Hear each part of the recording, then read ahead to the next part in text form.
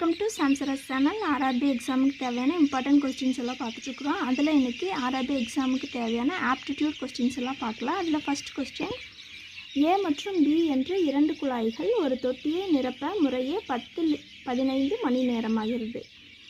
ஏங்கிற குழாய் 10 மணி நேரம், பிங்கிற குழாய் 15 மணி நேரம். இரண்டு குழாய்களும் ஒன்றாக திறக்கப்பட்டால் அந்த தொட்டி எவ்வளவு நேரத்தில் நிரம்பும் அப்படின்னு சொல்லி கேட்குறாங்க. இப்போ இந்த மாதிரி குழாய் கணக்குகள் வந்துருச்சுனாவே அவங்க நிமிடத்தில் கொடுத்துருந்தாலும் மணியில் கொடுத்துருந்தாலும் 1/10 அப்படின்னு சொல்லி எடுத்துக்கோங்க. இப்போ நம்மளுக்கு 10-15ன்னு கொடுத்துருந்தாலும் 1/10 + 1/15ன்னு எடுத்துட்டோம்.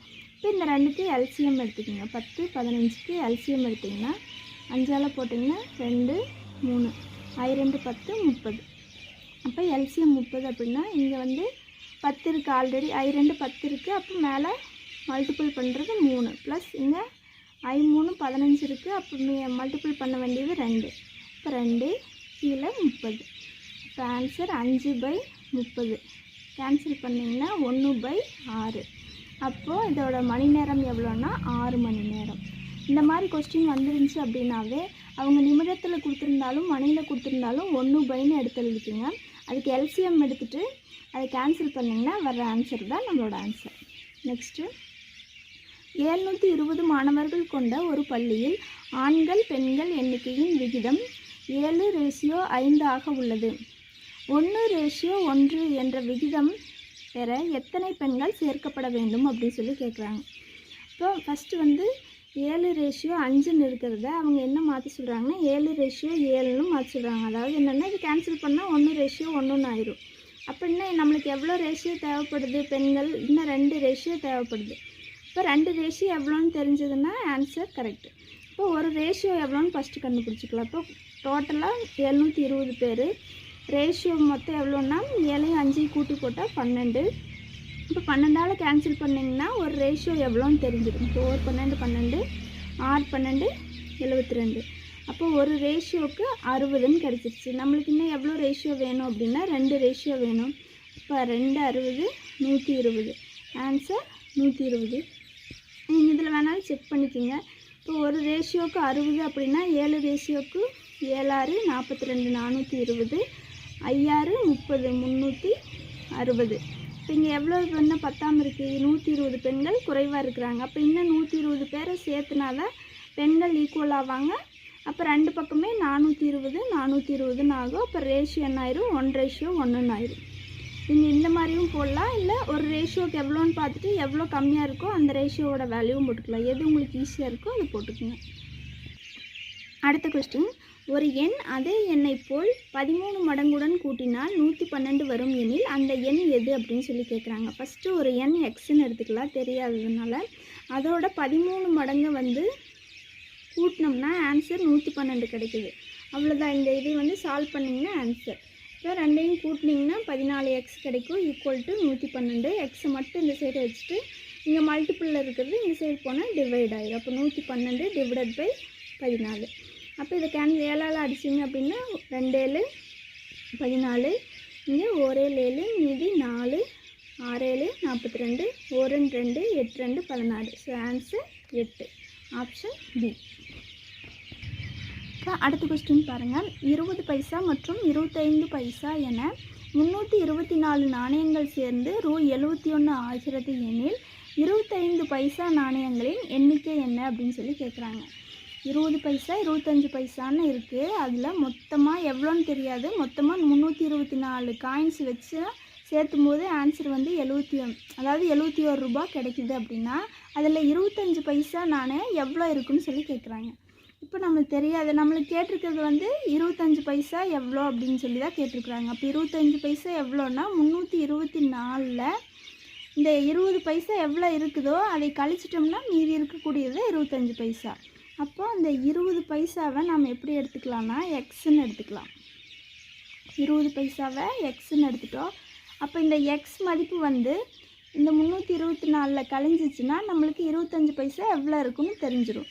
இப்போ இந்த ரெண்டையும் சேர்த்துனால நம்மளுக்கு எவ்வளோ கிடைக்குது, 71 ரூபா கிடைக்குது. அப்போது 1 ரூபாய்னா எத்தனை இருக்குன்னா 100 பைசா இருக்குது. 1 ரூபாயில் 100 பைசா இருக்குது. அப்போ 0.20 தான் எடுக்க முடியும்.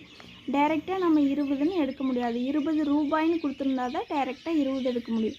நம்ம ஆன்சர் 71 ரூபான்னு தான் கொடுத்துருக்குறாங்க, பைசான்னு கொடுக்கல. ஸோ 0.20ன்னு தான் எடுக்கணும். அப்போது 20 பைசாவுக்கு 0.20 எக்ஸ் தெரியாத வேல்யூ எக்ஸ் எடுத்துட்டோம். 25 பைசா எவ்வளோ இருக்குது? 324 மைனஸ் 25 பைசாவுக்கு 324 மைனஸ் எக்ஸ்ன்னு எடுத்துட்டோம். ரெண்டையும் சேர்த்துனா எவ்வளோ கிடைக்குது? 71 ரூபா கிடைக்குது. இதில் 20 பைசாவும் 25 பைசா நாணயங்களையும் சேர்த்துனா நம்மளுக்கு 71 ரூபா கிடைக்குது. இது பைசாங்கிறனால 0 பாயிண்டில் எடுத்துட்டோம். ஏன்னா 100 பைசா சேர்த்துனா தான் 1 ரூபா, அதனால் 0.20ன்னு போட்டோம். இது எத்தனை பைசா இருக்குதுன்னு நம்மளுக்கு தெரியாது, அதனால் இது எக்ஸ்ன்னு எடுத்துட்டோம். 25 பைசா எவ்வளோ இருக்குதுன்னு நம்மளுக்கு தெரியாது. அந்த 324லேருந்து எக்ஸ், இந்த 20 பைசாவை எக்ஸ்ன்னு எடுத்துட்டோம். அதை மைனஸ் பண்ணால் தான் நம்மளுக்கு 25 பைசா எவ்வளோ இருக்குதுன்னு தெரியும். ஸோ அதையே 324 மைனஸ் எக்ஸ்ன்னு எடுத்துட்டோம், ஈக்குவல் டு 71. இப்போ இது பாயிண்டில் இருக்கிறதுனால ரெண்டு சைடும் 100ஆல் மல்டிபிள் பண்ணிக்கலாம், வேல்யூ சேஞ்ச் ஆகாது. அப்போ இதோட வேல்யூ என்ன ஆயிருன்னா 20x ப்ளஸ் இங்கேயும் 0.25. இப்போ இங்கே 25 324 மைனஸ் எக்ஸ் ஈக்குவல் டு 71ஓட 100 மல்டிபிள் பண்ணும்போது 7100 ஆயிடுது. இப்போ இதை உள்ளே கொடுத்து மல்டிபிள் பண்ணிங்கன்னா 324 இன்ட்டு 25. இப்போ மல்டிபிள் பண்ணும்போது 4 5 20, மீதி 2 2 5 10 10 2 12, மீதி 1 3 5 15 1 16, 4 2 8 2 2 4 3 2 6 ப்ளஸ் பண்ணிங்கன்னா 10க்கு 0 மீதி 1 8100 கிடைக்கும். அப்போ 8100 மைனஸ் 25 எக்ஸ் ஈக்குவல் டு 7100 கிடைக்கும். இப்போ இதில் எக்ஸ் டேர்ம் இருக்குது, இது மைனஸ் பண்ணிங்கன்னா மைனஸ் 5x. இந்த சைடு ப்ளஸில் இருக்கிறது அந்த சைடு போகும்போது 7100 மைனஸ் 8100 ஆகும். Minus 5x equal to minus 1000 ஆகும். இதுலேருந்து மைனஸ் பண்ணுவோம், மைனஸ் கேன்சல் ஆயிரும். இந்த சைடு மல்டிபிள் இருக்கிற 5 இந்த சைடு போகும்போது டிவைட் ஆயிரும். இப்போ 1000 டிவைட் பை 5 அப்படிங்கும்போது கேன்சல் பண்ணால் 200. அப்போ எக்ஸ் 200. இப்போ 20 பைசா மொத்தம் எவ்வளோ இருக்குன்னா 200 நாணயங்கள் இருக்குது. ஆனால் நம்மளுக்கு கொஸ்டினில் என்ன கேட்டிருக்காங்க, 25 பைசா எவ்வளோ இருக்குது அப்படின்னு தான் கேட்டிருக்காங்க. நம்ம 25 பைசாவை எப்படி எடுத்துருக்குறோம்? 324 மைனஸ் எக்ஸ்ன்னு எடுத்துருக்குறோம். அப்போ 324லேருந்து 200 நாணயங்களை கழிச்சிட்டோம்னா மீதி இருக்குது தான் நம்மளோட ஆன்சர் 124, ஆப்ஷன் டி. இந்த கொஸ்டினில் என்ன பண்ணியிருக்கிறோம் அப்படின்னா 20 பைசாங்கிறத எக்ஸ்ன்னு எடுத்துட்டோம், 25 பைசாங்கிறத 324லேருந்து 20 பைசாவை கழிச்சா தான் 25 பைசா கிடைக்கும் அப்படிங்கிறனால மைனஸ் எக்ஸ்ன்னு எடுத்துட்டோம். இப்போ அதில் ஒரு ரூபாய்க்கு 100 பைசா இருக்குங்கிறதுனால 0.20 எக்ஸ்ன்னு எடுத்துட்டோம். இங்கே ப்ளஸ் 0.25 இந்த எக்ஸ் வேல்யூக்கு பதிலாக இங்கே என்ன எடுத்துருக்குறோமோ அதை போட்டு ஈக்குவல் டு 71. இங்கே பாயிண்டில் இருக்கிறதுனால ரெண்டு பக்கம் 100ஆல் மல்டிபிள் பண்ணி போட்டுட்டோம். மல்டிபிள் பண்ணிட்டு இது உள்ளே கொடுத்து மல்டிபிள் பண்ணி இதை சால்வ் பண்ணோம்னா நம்மளுக்கு எக்ஸோட வேல்யூ 200ன்னு கிடைக்குது. அதாவது 20 பைசா மொத்தம் 200 நாணயங்கள் இருக்குதுன்னு கிடைச்சிருச்சு. அதை கொண்டு வந்து 25 பைசா எடுத்துருக்குறோம் இல்லையா, 324 மைனஸ் எக்ஸில் அதில் கொண்டு வந்து சப்ஸ்டியூட் பண்ணும்போது ஆன்சர் 124ன்னு கிடைக்குது. அடுத்த கொஸ்டின், இப்போ 0.1 into 0.1 into 0.1 into 10 into 2 into 31 into 10 divided by 0.1 into 0.1 into 10ன்னு கொடுத்துட்டாங்க. இந்த மாதிரி சம் கொடுத்துருந்தாங்கன்னா ஃபார்முலா யூஸ் பண்ணோம், அது எதுவும் இல்லை. ஃபஸ்ட்டு சேமாக இருக்கிறதெல்லாம் கேன்சல் பண்ணிடலாம். இந்த டேர்முக்கு இந்த டேர்ம் கேன்சல் ஆயிரும், இந்த டேர்முக்கு இந்த டேர்ம் கேன்சல் ஆயிரும், 10க்கு 10 கேன்சல் ஆயிரும். அப்போ ரிமைனிங் இருக்கிறது மட்டும் மல்டிபிள் பண்ணி போட்டிங்கன்னா அவ்வளோதான். இப்போ இந்த டேர்ம் எல்லாம் மல்டிபிள் பண்ணிங்கன்னா 5 2 20 இன்ட்டு 31, அப்போது 62 620 இன்ட்டு இங்கே ஒரு 0.1 இருக்குது. அப்போ 0.1 மல்டிபிள் பண்ணிங்கன்னா ஒரு 0 தள்ளி புள்ளி வைப்போம் இல்லையா, அப்போ ஆன்சர் 62, ஆப்ஷன் ஏ. அடுத்த கொஸ்டின், ஒரு நபர் இப்பொழுதிலிருந்து 12 வருடங்களுக்கு பிறகு 12 வருடங்களுக்கு முன்பு இருந்ததை போன்று 4 மடங்கு வயதை அடைந்திருப்பார் எனில் அவரின் தற்போதைய வயது என்னன்னு சொல்லி கேட்குறாங்க.